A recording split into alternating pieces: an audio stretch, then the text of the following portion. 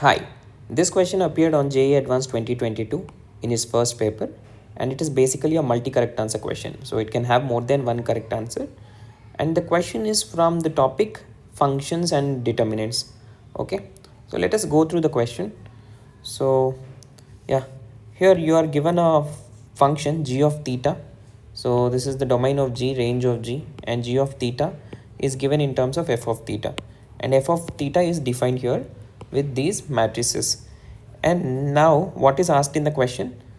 Let p of x be the polynomial, quadratic polynomial whose roots are the maximum and minimum values of the function g of theta. So we basically have to find out g of theta, and the maximum value of this g of theta will be 1 root of p of x, and the minimum value of g of theta will be another root of g of x.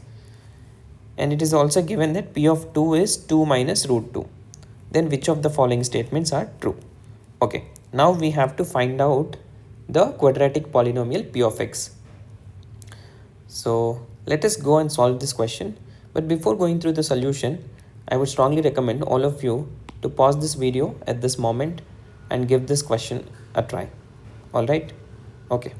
So first let us take the first matrix in f of theta. So this is one matrix. The determinant. So this is the first determinant. So now let us find out the value of this determinant. So that will be 1 into 1 plus sine square theta minus sine theta into minus sine theta plus sine theta plus 1 into sine square theta plus 1. So this and this gets cancelled. So this is 1 plus sine square theta, and this is also 1 plus sine square theta. So 2 into 1 plus sine square theta. Alright, this is the value of the determinant, first determinant. So this is 2 into 1 plus sine square theta. Now let us go and take the second determinant. So that is sine pi. Sine pi is 0, and cos of theta plus pi by 4. Then comes tan of theta minus pi by 4. Alright, and sine theta minus pi by 4 minus cos pi by 2. This is 0. Minus cos pi by 2 is 0. And also tan pi is 0. Tan looks something like this. Yeah, tan pi is 0. Alright, so the leading diagonal elements are all 0. These three elements are 0. Now this is sine theta minus pi by 4, cot theta plus pi by 4. Okay,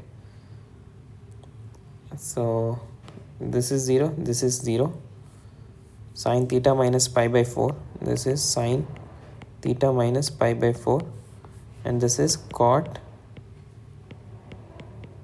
theta plus pi by 4, log 4 by pi, log e 4 by pi, and log e pi by 4. So this is the second determinant. Here leading diagonal elements are 0. And let us consider this. So this will be cos A cos B minus sin A sin B. And let us consider this. So that will be, so this is A21. If this matrix is A, this is A21. A12, first row, second column. This is A12, first row, second column. Second row, first column. This will be sin A cos B minus cos A sin B. So this is simply minus of A12. Alright. Similarly, this and this has opposite signs. So this matrix looks something like this: 0, 0, 0. Let us say this element is x, then this is minus x. This is y, this is minus y. You can check it. If this is z, this is minus z. It looks something like this. So this particular thing, if you see, it is a skew symmetric matrix. So leading diagonal elements are 0. This element, and this element have opposite signs. These two are of opposite signs. The z's are of opposite signs. This is a skew symmetric matrix. So the determinant of skew symmetric matrix is 0. So this determinant is complete determinant is 0. Now what is f of theta? F of theta is half of this particular value. Therefore, f of theta will be 1 plus sine square theta. Alright, now we got f of theta. Now, p of, okay, we have to find out g of theta now. Okay, what is g of theta? G of theta is equal to root of f of theta minus 1 plus root over of f of pi by 2 theta minus, okay, root of f of pi by 2 minus theta minus 1. So f of theta is 1 plus sine square theta. 1 plus sine square minus theta is, this is root sine square theta. Similarly, this will be substitute pi by 2 minus theta. So this becomes 1 plus cos square theta.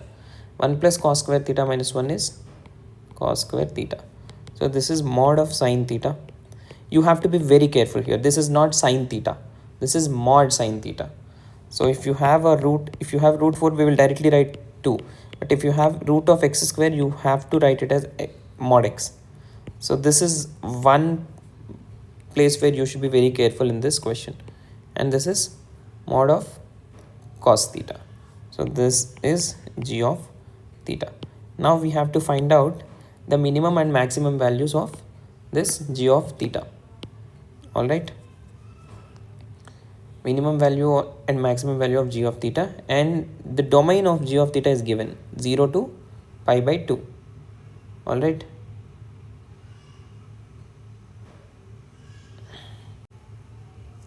Domain is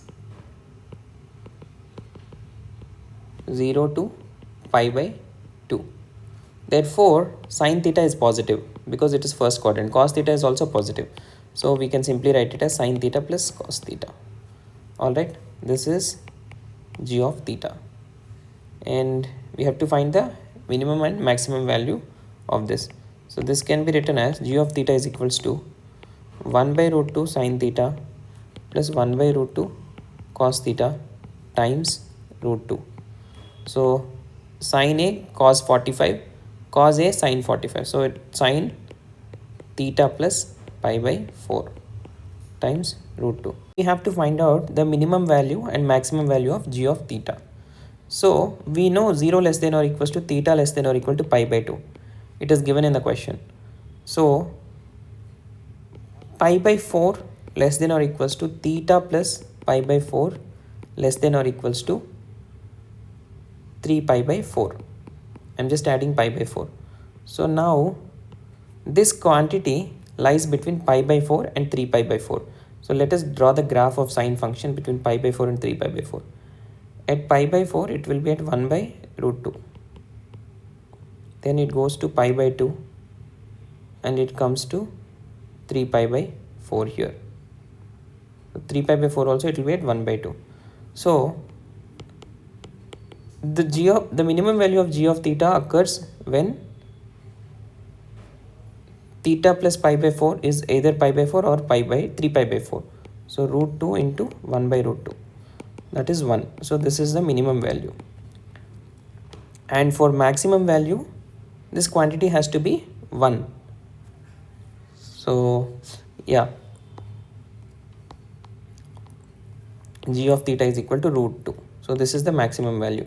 Here you have to be very careful. You should not go and simply put this quantity is equals to minus 1 for the minimum value, because here the range of theta is already specified. If you do that, your minimum value will turn out to be minus root 2, which is wrong.